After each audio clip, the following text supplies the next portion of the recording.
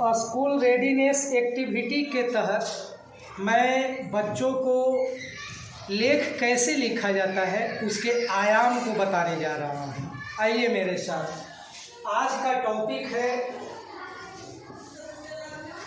भारत और दूसरे तरफ टॉपिक दे रहे हैं गाय।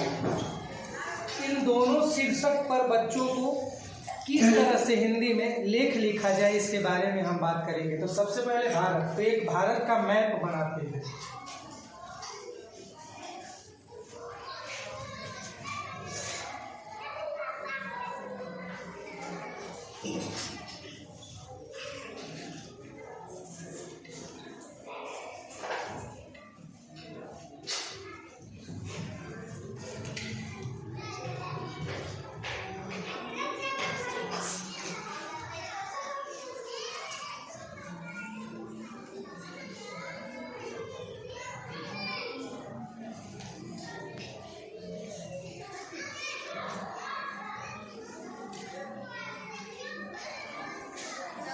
मान लीजिए भारत का नक्शा है और बच्चों को प्रोत्साहित करके इसके बारे में मुख्य जो तथ्य लिखना सिखाएंगे तो वह भारत पर लेख हो जाएगा।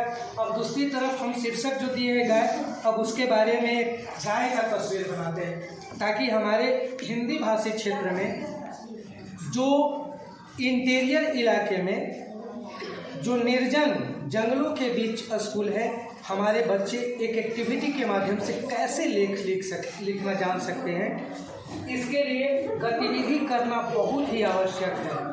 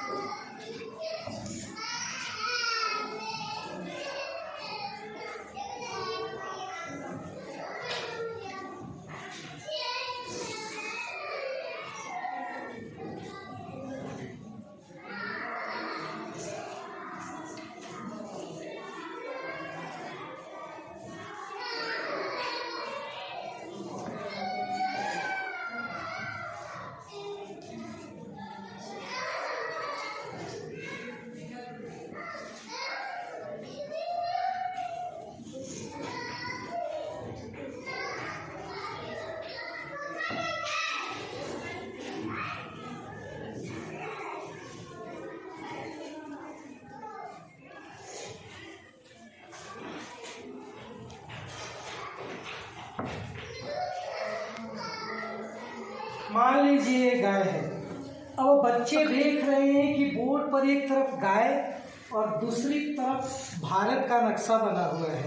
अब बच्चों में जिज्ञासा होगा, अगर इस गाय पर हम लेख लिखने के लिए सिखाएंगे तो गाय का रंग कैसा होता है, गाय के कितने पार्ट्स होते हैं, गाय कहाँ पाया जाता है, गाय खाती क्या है, गाय देती क्या है, और गाय हमारे मनुष्य जीवन के लिए किस तरह से उपयोगी है, तो बच्चे आसानी से सीख जाएंगे। दूसरी तरफ अगर भारत के नक्शा के बारे में हम बच्चों को प्रोत्साहित करेंगे, भारत में 28 राज्य, 8 केंद्र शासित प्रदेश है। भारत में तमाम तरह के सांस्कृतिक और भाषाई विभिन्नता है।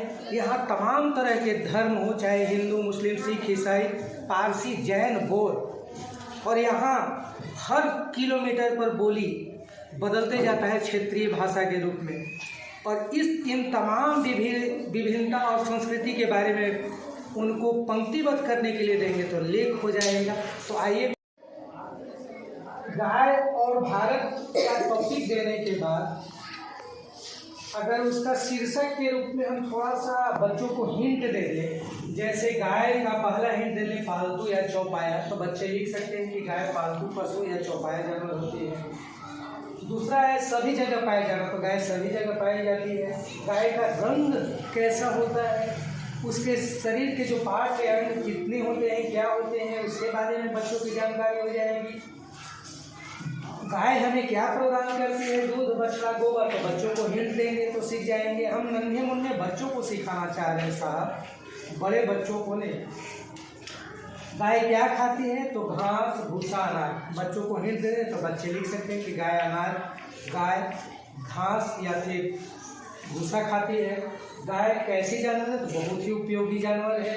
और गाय को हम लोग इन्हीं तमाम गुणों के कारण गौ माता के नाम से संबोधित करते हैं। तो बच्चे आसानी से एक सुंदर सा लेख लिख सकते हैं हिंदी में।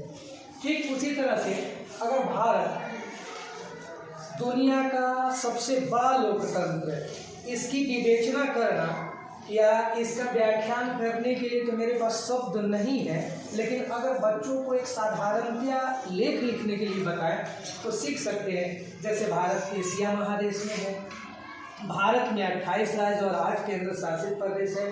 भारत की भाषाएं महान है और हर राज्य की अपनी एक अलग भाषा है। कलकत्ता में बंगाली बोलते हैं, तमिलनाडु में तमिल बोलते हैं, कर्नाटक में कन्नड़ बोलते हैं, झारखंड में नागपुरी और मध्य बहुत सारी भाषाओं का यहाँ पर जोर है।